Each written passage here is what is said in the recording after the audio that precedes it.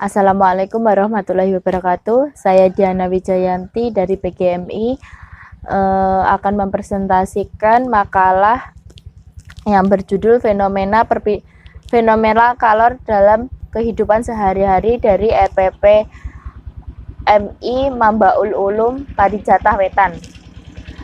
Yang terhormat Bapak dosen pengampu Bapak Asnando SOR MPD.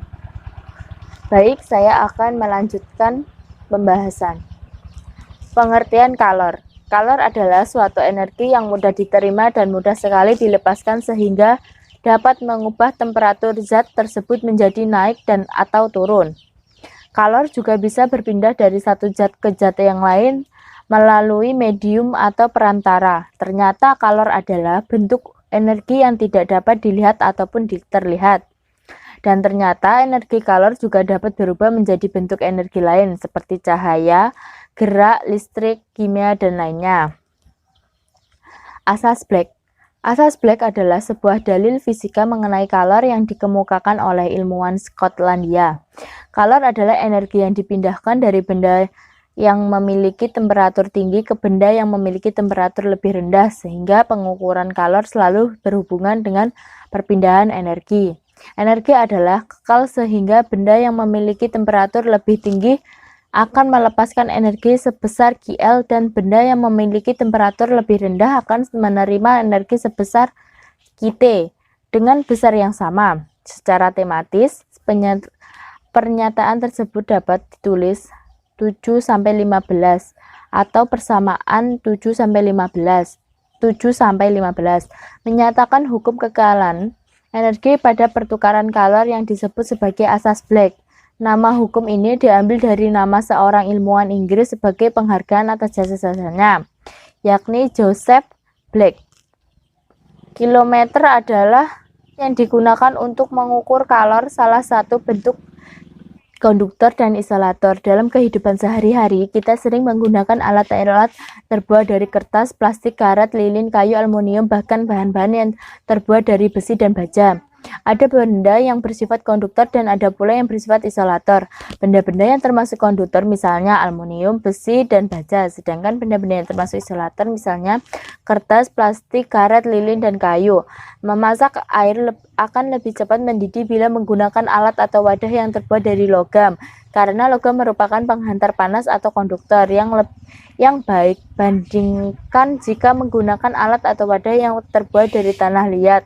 Begitu pula tangkai atau pegangan alat masak atau alat penggorengan biasanya menggunakan kayu atau karet, sebab kayu dan karet merupakan benda penyekat panas atau isolator yang baik atau penghantar panas yang kurang. Mengidentifikasi benda isolator dan konduktor dari sekian banyak benda yang ada di bumi ini, tentunya kita dapat membedakan benda-benda yang terbuat dari benda isolator dan konduktor, yakni wajan dan panci, setrika, jaket. Berdasarkan kemampuan dan menghantarkan kalor dan panas, benda-benda itu dibagi menjadi dua golongan, yaitu konduktor, yakni bisa mudah menghantarkan kalor atau panas secara konduksi, contohnya itu seperti aluminium, besi, dan raksa.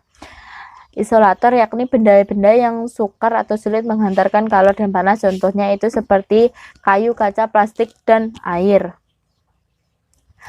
Kesimpulan, kalor adalah suatu energi yang mudah diterima dan mudah sekali dilepaskan sehingga dapat mengubah temperatur zat tersebut menjadi naik atau turun. Kalor dapat didefinisikan sebagai proses transfer energi dari suatu zat ke zat lainnya dengan diikuti perubahan temperatur. Suatu kalor adalah Joule, yang diambil dari nama seorang ilmuwan yang telah berjasa dalam bidang ilmu fisika, yaitu James Joule.